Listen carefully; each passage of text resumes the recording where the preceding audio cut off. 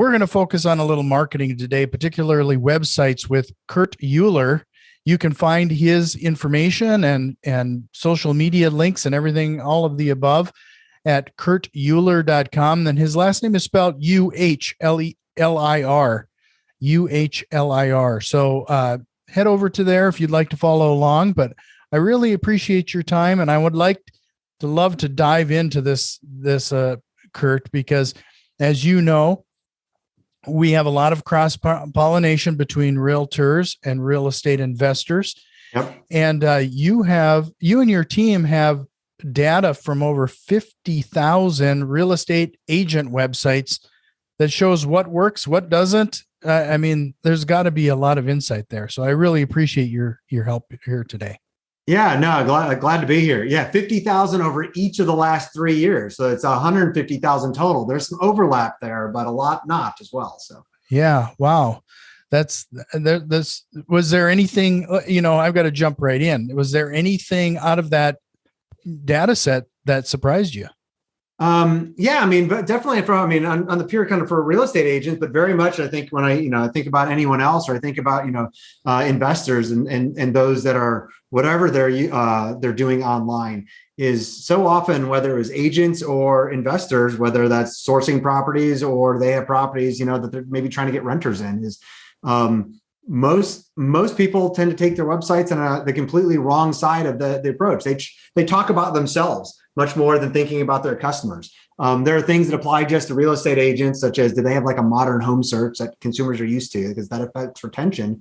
But that applies somewhat as well from an investor's perspective. But in the end, it's like, this should be a hub that tells a story of who you are, but in context of who your anticipated audience is, or who you're trying to get in there. So whether that's sourcing properties, or that's sourcing people to help fund future deals for investments that you're doing. Like, part of your story, if you've done, say, 20 investments in properties, that's meaningful. But what a visitor cares about is, well, what are you going to do for me? And most people just don't take that approach. Yeah. Do you think it's just a misunderstanding of that branding, those branding principles that we're taught when it comes to marketing? Or what do you think is the cause of this? Yeah, a lot of it is. There's nothing wrong with Gary Vaynerchuk's, Grant Cardone's, Rich Dad Poor Dads, out there. But those are people that they've made billions of dollars, in things, and so they tell so much of their story from their perspective. Well, most of us aren't there yet. I'm not there yet, and so I've been really successful. I've had a lot of failures, but how did they get to be that successful? Well, they really ultra focused on who their client was. And so, that whether that's a renter or somebody that's coming in on a deal for me, or if it's an agent, it's somebody that's going to come buy a property from me. And so I always like to think about things, and most people just don't do it. We listen to these gurus, these influencers that talk about themselves, as opposed to say, hey, I know nothing about Kurt Uhlir, and put on glasses of somebody that knows nothing about Kurt Uhlir. If they come to kurtuhlir.com, why should they care? Whether they came from an article or they actually came to the homepage, what can you do for me? And because that's what people are searching for. They came from a blog post. I might give them an article. If I'm an investor, here's what you need to know about investing in real estate in the North Atlanta suburbs. It's where I live. Well, somebody may have come to that article. Okay, but why should I invest with you? Or why should I sell my home to you? That's a very different mentality than I find that 90 to 95% of the websites that my team evaluated, that they just don't take that approach. And I'm not sure if it's the branding principles versus people just don't slow down to go, people don't know what I know. And then that takes effort to slow down.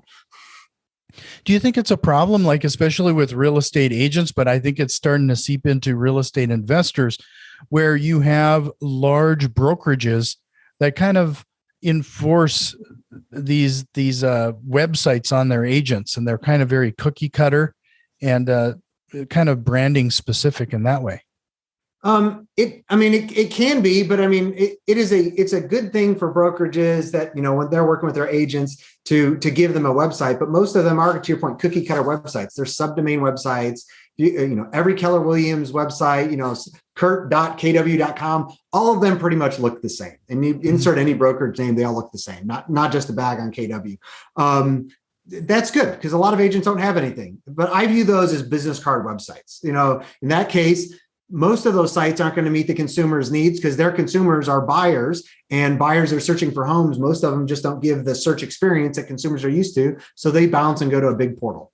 And there's only a handful of big portals, one that dominates. But yet I've seen thousands of agents that have found a way to build websites that do have a home search that works. But even if you're a website, you're with one of the top 5, top 10 brokerages, guaranteed they give you your own website. There's nothing in any of those brokerages that forbids you from having your own website. And so for an individual agent, and especially if an agent is also doing an investor or helping manage investment properties as well, you have to own your own brand. And that means you need to own your own website. Could be kurtuhlir.com. It could be kurtsellsroswellgeorgia.com. But it matters more so, I think, if you're an agent, because if you're a real estate investor, well, you're your own business. Well, agents are their own business, and NAR says an agent changes business on average, or brokerages, every 5 years. That's been their number for like the last 5 or 6 years. So if you're with KW today, the averages say you're going to be with EXP tomorrow and with Remax in a couple more years. Well, what's going to be consistent about it's going to be what keeps your business growing? Your database of clients and your personal branding, which to me, all the evidence that I've seen says has to be around a hub that you control. And that's not like social media is great. I don't care if you're an influencer though on Facebook, TikTok, Instagram, they can change their algorithms tomorrow and you may have zero traffic. But if you've been piping people to your website, then you always have a contact point with them. Mm-hmm. And that matters whether you're an agent or whether you're an investor, sourcing deals or sourcing investors. Right. So let's go down the practical path here. They decide they're going to implement their own website, or they're going to try to break out of this cookie cutter world. What are the top 3 things that they need to implement? Well, the first thing is if in anywhere their site that they believe that their audience, their ideal target client is going to be searching for properties, they have to ask themselves, do they have a modern search tool on there, and not one that uses subdomains or iframes. They're not good experiences. When something takes you to search.kurtuhlir.com, that's a URL shift as much as if I send you to a completely different website. And so you usually see about a 90 to 95% fall off in visitors. So even if you've sent a bunch of people from an ad or done really good content marketing, if you send them to that subdomain, you're probably going to see 90 to 95% of people drop out. And that's actually most real estate websites. But your audience is investors, and not everybody has that. But for those that do, that's a needed piece. For me, the other piece is like the biggest piece is thinking about it's a lead gen perspective. You have to think about what is my website? What do I have on there from calls to action that are actually going to help me connect with the person after this visit? For me, that's usually capturing an email address. Sometimes it may be capturing a mobile message so you can text message them. I would drop way down and say, if I can get a social media follow, that maybe that's my next thing. But as an investor, what I'm going to care about is an email or a text or a phone number so I can follow up. And I see way too many websites where somebody has done really good at content marketing. Maybe they've done really good at Facebook ads. They drive traffic. But like, I read this article that tells me exactly what I need to know. But there's rather than now you've won me with this article, it solved my problem. I've given you some authority because, I believe what you just told me. And there's no pop-up or there's no hook that says, if you want more tips like this, sign up for my newsletter. I only send out 2 things a month. It's amazing. Of the 150,000-ish websites that I visited, I'd say 70 to 80% of them they might have a call to action somewhere on their website, but it is not on every page. Definitely not. And you have to have those on every page.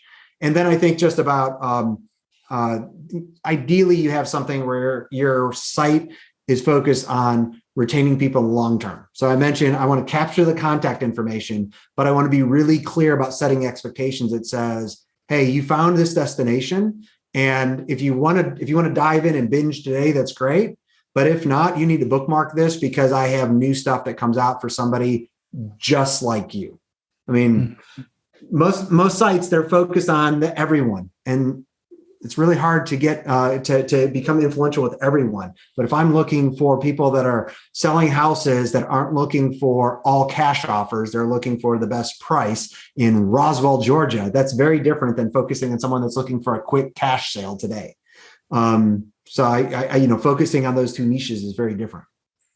So would you say that, earlier you were talking about that personal branding and not focusing on what the customer or what that person is looking for? Is that the number one thing that's holding some of these real estate agents and investor sites back? Is that the number one thing is they're not. They think that they may have even think that they took the approach of building a site that meets the needs, but what they forget is, like, we all have the knowledge of our own business and what we do in our past deals, and it takes that slowing down to say, the person that visits this site for the first time knows nothing that I know now, and viewing the content in that way. And for me personally, like when I've done that, when I first started doing that, years ago, I've been in internet marketing for way too many years. But it's like somebody pointed that out to me. And so I read through like my website and went, my ideal client, like if I'm my ideal client, I leave instantly. Like it was like, Kurt's great. Well, you don't even care about that. What you care about is your needs at that time. You may reinforce it later about, okay, Kurt has a background. He's helped all of these thousands of entrepreneurs. He's, done these things, and that's why I should listen to him. But first, like, that's just a different approach. So that would be the first thing, is that approach that's very client focused, ideal audience focused. So, it sounds like there's a lot of moving pieces here, especially if you're a realtor, because what you're talking about is essentially competing with some of the big boys, like a Zillow. You're trying to show value to the user so that they can continue to come back and use you as a resource. That would be, I'm going to use a term called IDX, for example. That would be that integration with the MLS company so that there can be some searching and some value there in that regard. You're going to have to have some skill on your team, or be willing to invest this time to implement some of the stuff that you're talking about. Yeah. I mean, because I've helped build some of the marketing channels that we all use today and been blessed to be there. When I came into real estate, I do work with Showcase IDX. And so I know the IDX space very well. So yes, thousands of agents end up choosing us, and that's wonderful for them. One of the things that I see agents stumbling on and wasting thousands and thousands of dollars is believing a website developer that says, hey, let me just do it myself. I mean, I can basically say, if you would like to have a basic IDX, a mid-level acceptable IDX for even just one MLS, you need to plan on investing, $5 to $10 million to do that. Is that what you're planning on doing? No, there's us. There are other providers. We're an individual IDX, so people build the best solution from there. But there are all-in-one solutions too. That's a different type of solution, where it's like, if you just need a CRM with the website and everything else, well, that's a different solution. You should never try to build something like that yourself. Other parts of marketing, we would never do that. But you do have to dedicate time to it. And for us, like, we have clients that come to, say, Showcase IDX, and they've heard results from others. Like, we have an agent in Nashville that receives like 50,000 plus searches or visitors from Google every month. Like, that's just insane. So he outranks Zillow for so many terms, and it's wonderful for their business. Well, they go, oh, well, I could just pay $60 a month for Showcase IDX, some hosting, and let my 14-year-old daughter build a website for me. And that's a big step. But what agents miss then is, well, it may be a technology like Showcase, but you have the local knowledge. And so if you're going to build local community pages to try to outrank Zillow, then you as the agent need to get the knowledge that's in your head that you would tell somebody in person about why they should move into this neighborhood. You need to get that on a page on your website. So either you need to do that yourself, Jack, or you need to have a VA, or you need to be able to do a voice note and give that to someone. And not just once. You need to do a couple of those today, a couple of them next week, a couple of them the week after that. It's the same thing like cold calling. You have to do that day in and day out. And then you start to become, like this gentleman I mentioned in Nashville, who's just like killing it with traffic. Yeah. So just remind everybody, Kurt, Uhlir.com, UHLIR. I'll make sure to have that link in the show notes. Reach out to Kurt and his team to see if they can maybe help you with some things. But so it almost sounds like that is actually how we compete against Zillow and some of these other, Redfin and all of these other huge websites, is focus on what we know, which is our backyard. Yeah, I think there's two pieces about how agents truly compete. The first is what we talked about. And as you mentioned, it's you have the knowledge that somebody like a Zillow at the pure national portal side, just they're never going to have. You know your local market better than anyone. So when you use the right technology in your site, now you can actually beat on Google. Well, now you have a visitor to your website, and the visitor is going to say, well, why should I use Jack's website versus Zillow, which has kind of got that Coca-Cola brand? Well, for me, then that's where when I coach agents and I come into associations and MLSs, I encourage them. I'm like, well, there's also part of why you as an agent or an investor are different than, say, a big portal like that. Is how does, say, Zillow specifically, how do they earn most of their money? You can see in their public filings, the vast majority of their money comes from advertising, their advertising side, selling the consumer's name, contact, and budget info from what they're searching. So so Zillow's idea is how do we make the most money from kind of selling our contact, selling those contacts in a respectable, they're very transparent about that. As an individual agent, Jack, your job is to get the best deal for that individual person. So I just kind of view agents are much more like fiduciaries, which is actually what they are in some states, but more like a fee-based financial planner. Hey, you on the other side want to protect my information, as I probably do. Most consumers, when I tell them what happens with their information when they sign up on a portal, they're floored. Like they're floored to the point my wife has said, I ask at parties, I'm like, hey, do you know what happens when you sign up on some of these big portals and how your information gets shared around? My wife's like, don't tell people that anymore. Like that becomes the conversation.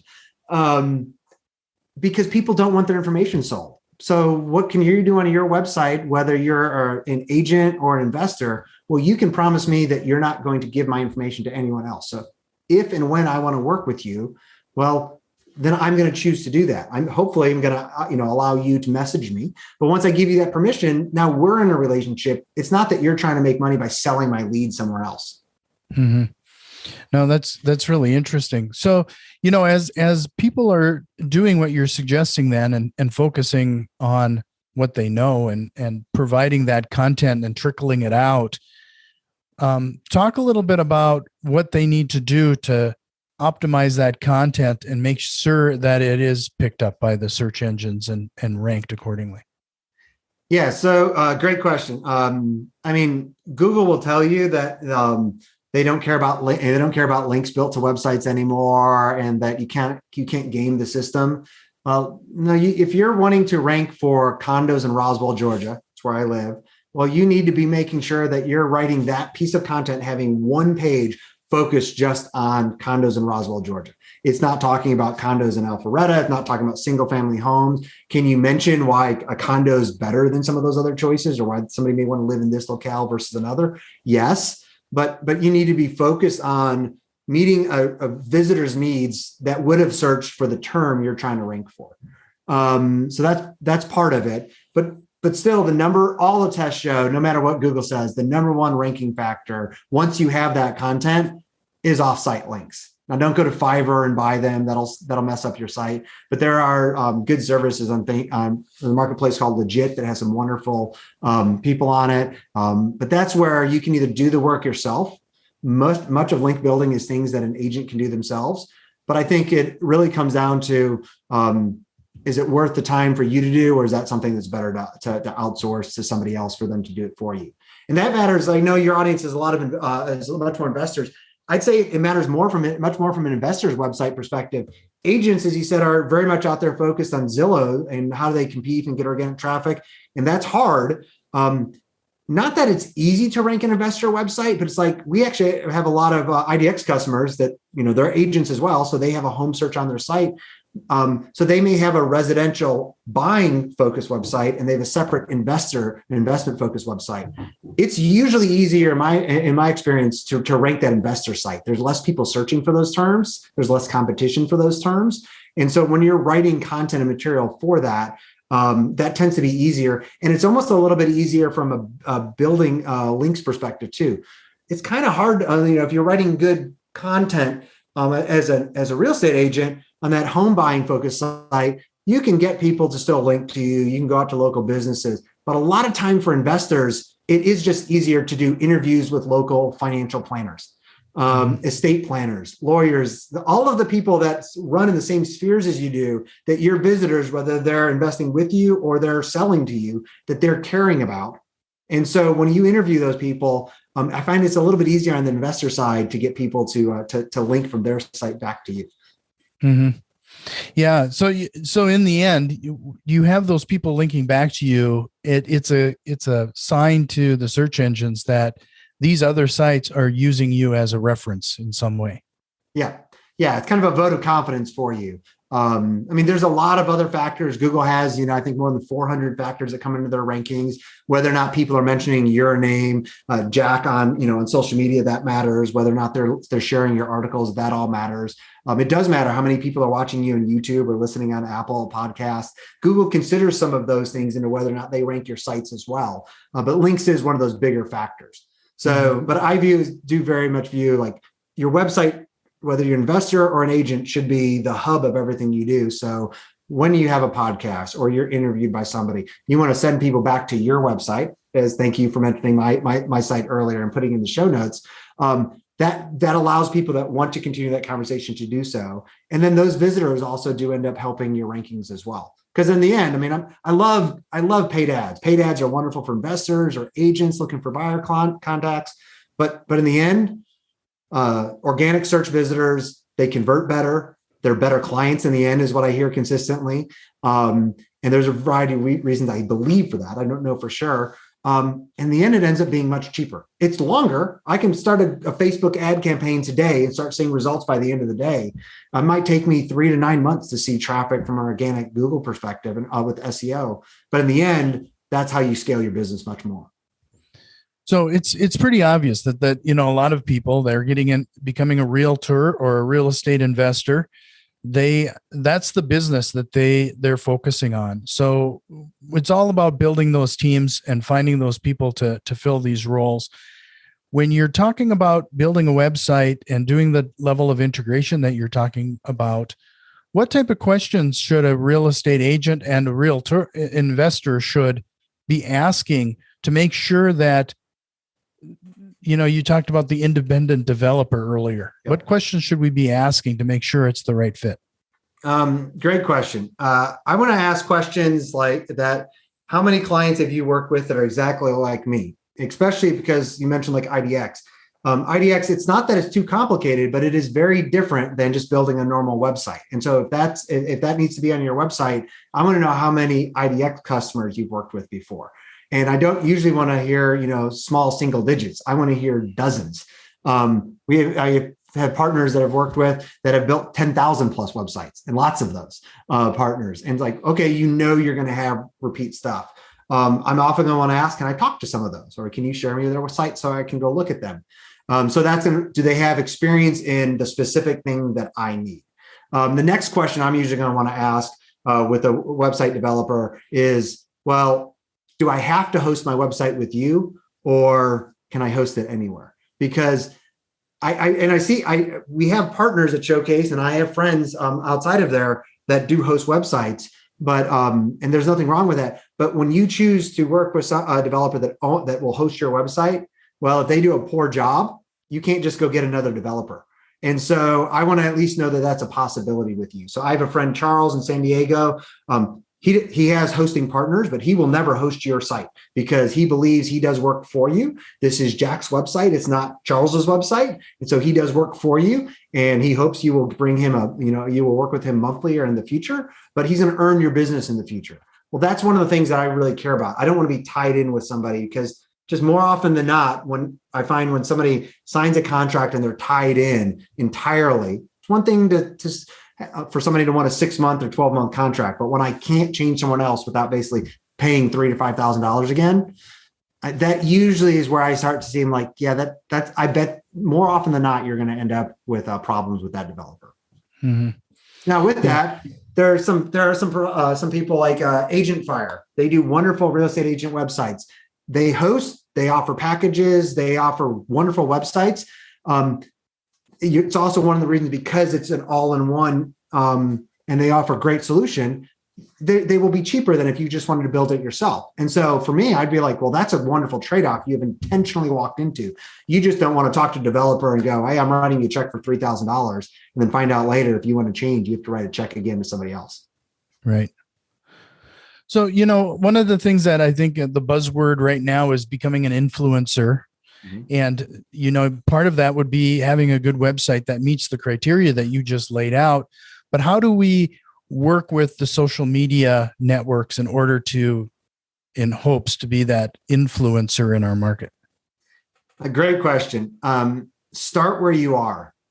Most of us are not Grant Cardone.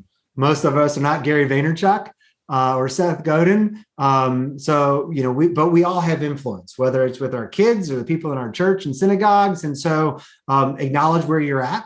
Know that you can grow. You can grow an audience, but accept where you're at and tell the stories based on where you're at. I've been blessed to help be part of a small team taking the company public. I've advised the president of the United States, but those are kind of one-offs. I mean, that's not, while it's wonderful to have those things, that's different than who I typically am. I tend to help larger companies scale. And what I have a heart for is coaching what's now been tens of thousands of individual solo entrepreneurs grow their businesses and shape them. Well, I wasn't always that either. So now I can talk about those, but I'm never going to try to put myself up against and portray myself as being Gary Vaynerchuk, as I just mentioned, because he's in a very different league. And so if I try to do that, it's not going to come across as authentic. I don't have enough to back that up. And frankly, I don't agree with a lot of that kind of the same things that information you would give when you're at that level applies very differently than the conversations that we're having about your audience right now and knowing, hey, what's going to help them move? Most of them aren't going to have 50 grand to go drop on a website.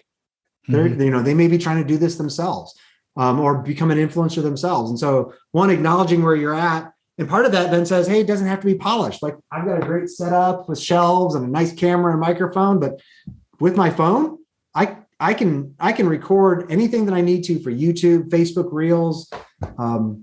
It's so simple to do that. I have you mentioned like an influencer and how to start that. There is a home inspector in Texas that I found because Facebook started showing him to me in the Reels. Now I follow him on Instagram.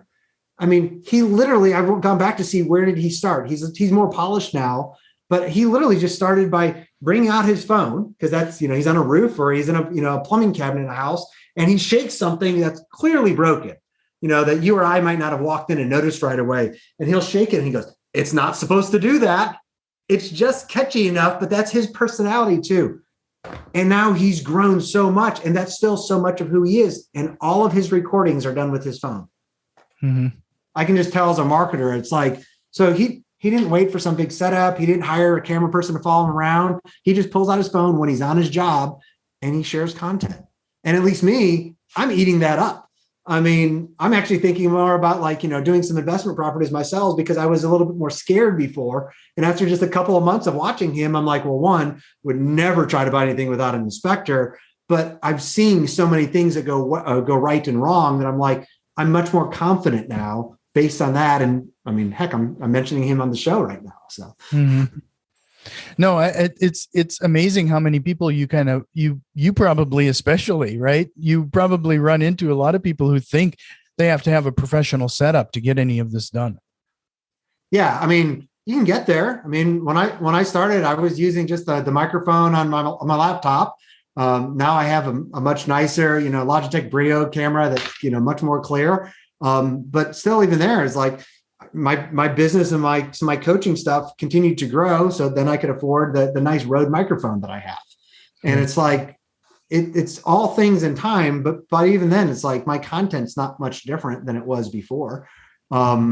but there is a certain level you need to have. I mean, but everything that you can do today, I could do with my setup now. I could have done on my phone here. Like I could upload directly and then listen to it to say, was the audio good or bad?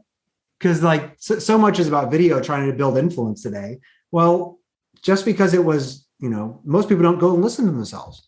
Mm-hmm. And so when do I turn off of videos? When do you turn off of videos? When the audio sucks. And so listen to it and go, okay, that was good or bad. Okay, how can I adjust? So you can still do it most of the time with your phone. Mm-hmm. Yep.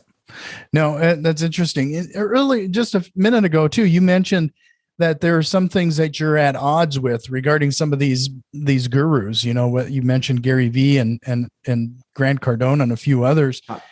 On your website and a couple other places, I heard the words high achieving servant leadership. Is that part of that conflict? I probably that conflict with it's that conflict with a lot, definitely. I'd say I kind of view, I've never heard the term from him, Gary Vaynerchuk. You hear about how he talks about his employees and how he's there to serve them. I would be surprised if he wouldn't consider himself a servant leader. He has a few more expletives than I might have, but I do like his approach. Yeah, but I do appreciate that he says when he shows up to work, like he acknowledges, one, as the owner, nobody's going to work as hard as he is, but also he's there to make everybody else successful. And like, that's great. Not everybody has that viewpoint. I think a lot of people are much more in the viewpoint of, kind of churn and burn through people. I do appreciate Gary Vee talking about how many hours he's worked. But what I don't hear enough is, him pointing out that says, hey, you need to make space for your team for people to take off. Like I have somebody on my team who's gone through a personal tragedy. They've lost their house. They've had to move. You need to consider things like that. You need to have an environment where people feel like, hey, there's a sickness in my family. And I know it's going to be ongoing for, an unknown amount of time. I shouldn't just have to hide it. I should feel comfortable enough bringing that to my boss, my leader. If you're an entrepreneur, maybe it's with partners that you work with, so that they know what's going on, but you're not just going to lose your job out of it. Mm-hmm. And most gurus I find don't take that approach with their teams. They're very much in like, what can you do for me this month, this quarter? If you're not hitting your numbers, you're out. And that makes sense in a long term for a business. But I'm in companies where I'm not trying to just grow by 10% this year. I'm not trying to grow by 20%. I'm looking at how do we 10x or 50x this business this year, and especially when I look at 2 and 3 years out. To do that, I need people that don't want to just work for me. I need people that are committed to going to war for me. And to do that, they need to realize I have their back at all times. Yeah. No, that's really refreshing to hear. And I love that phrase that you just said. I need people that aren't just working for me, but are willing to go to war for me. That's a mindset or a level of commitment that is, frankly, I think is rare. Yeah, but I mean, when you talk to leaders, it's what they actually need. I mean, you come and work for me, it's not a 40-hour job. Do I expect you to work Gary Vee hours? No, this isn't a 90-hour job either. But there may be push points and inflection points that happen where we have to be here and we need to put in many more hours than we typically would, many weeks at a time. But I mean, over the last decade, I usually never have to have that conversation with somebody on my team, and the hundreds and sometimes thousands of people that have been on my team over the last decade. They know ahead of time where we're at, and people kind of self-identify. Hey, I need to figure out how I can get some more hours and get through maybe the next 4 weeks while we get over this inflection point, and then you get to back off to much more normal hours. But it's also you have to show that to people. I actually, personally, I have to fight a lot of kind of the Gary Vee thing of wanting to work so many hours. So I love what I do. I love the companies that I work with. And so it's really hard for me. Like, I don't want to watch Netflix or Hulu. Like if I have extra time and my wife's gone to sleep and the kids are down, like me coming and doing emails and knocking out some strategy for people, I love that. And so I have to make sure to my team that they realize, like, I may work more hours because I just enjoy it, but also it's hard for me. I have a very flexible work environment. And so it's really hard for me to take vacation sometimes. And I had to force myself to take vacation recently because I had some people on my team point out and said, you tell everybody that we have unlimited vacation within reason, but we don't see it from you. Mm-hmm. And so like that was hard to hear. No, that makes sense. I mean, the level of commitment that you as a leader have to there's a commitment that you have to make to your employees to achieve the level of what you're talking about. When you want somebody to go to war for you, you have to show an equal, if not higher level of loyalty to them. Yeah. And it takes time and it takes effort, but I mean, it's the way I believe that you should run companies. I haven't always been that way. At one point I was I led a global team.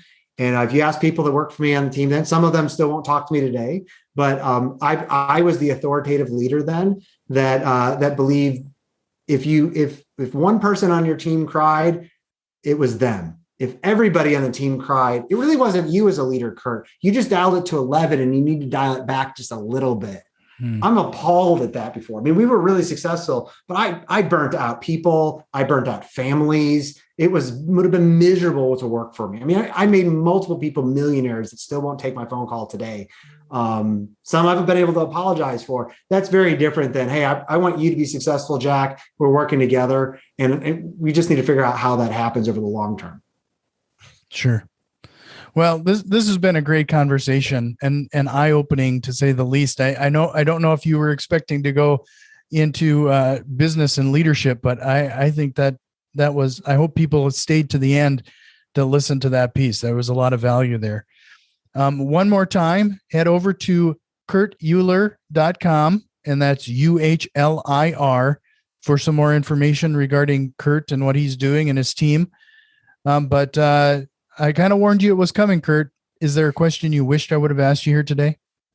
One thing for me would just be, what would I have changed over the last, 15 years? I would have much more segmented my life. So right now, my wife and I budget our time and skills the same way most people do money. And I didn't do that before. And so it's much easier to have those weeks and months where you put in many more hours when you intentionally plan for that. And I didn't do that before. I would just let those things completely run. And especially having been an investor myself, not in real estate properties, but in other things, those just engulf so many things about my life, as opposed to me blocking off what should be work hours and what should be personal hours. Sure. No, that's great advice. In fact, I'm guilty of exactly that. The concept of, I block off time for everything but my personal life. And then when you think about it, why are we starting businesses? Why are we trying to do this? It's in support typically of giving a better life to our family. But if you're not present for that, what's the point? Yeah. And it can be as easy, especially during those really busy months that I mentioned, where it's like, hey, I know the next 6 to 8 weeks are going to be rough. My wife and I will sit down and be like, I don't also want that personal conflict. When you're at work, you're concerned that you're not with the family. When you're at family, you're like, well, all these things are gone in work.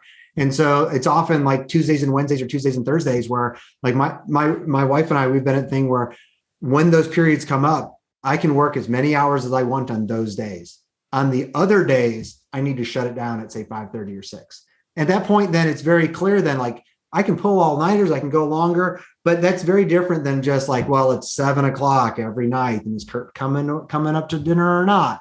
I find it's much better, even if you're single, to have that with yourself as well. We all need personal time or time with community, and so to plan that up front is so much better. But it's not just better for the family; it's better for the businesses as well. If you're a solo entrepreneur, or you're an entrepreneur or an investor, you might have 2 or 3 people on your team. If you want to be more successful in 5 years, you make sure that you have personal time. Yeah.